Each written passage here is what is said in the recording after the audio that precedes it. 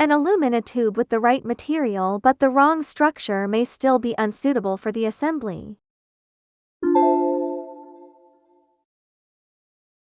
Choosing an alumina ceramic tube is not just a question of diameter.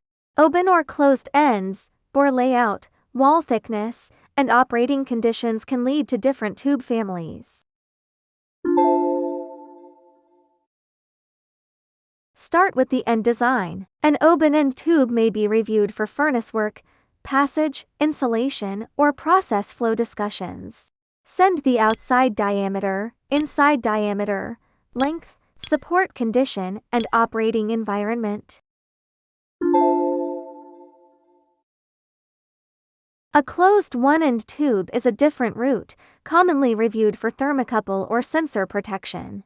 The insertion length, sensor size, closed-end geometry, mounting, temperature, and atmosphere all matter.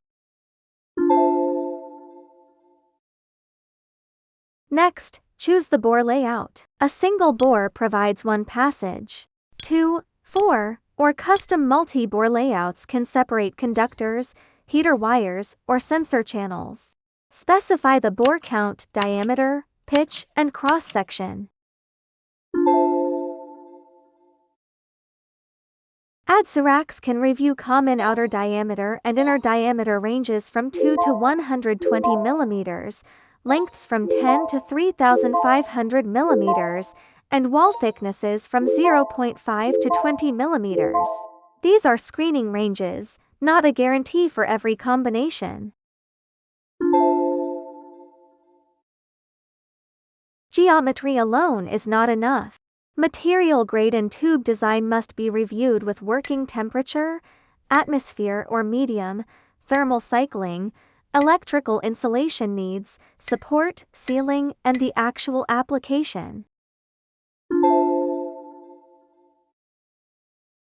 For the first engineering review, send a drawing, sketch, sample, or old part photo with the tube type, key dimensions, bore layout, application, and quantity. Temperature, atmosphere, failure history, assembly interfaces, surface requirements, and acceptance priorities help refine the recommendation. ADCERAX will review the structure, material fit, manufacturability, and details still requiring confirmation before quotation. Start with the alumina tube family page and send the information you already have.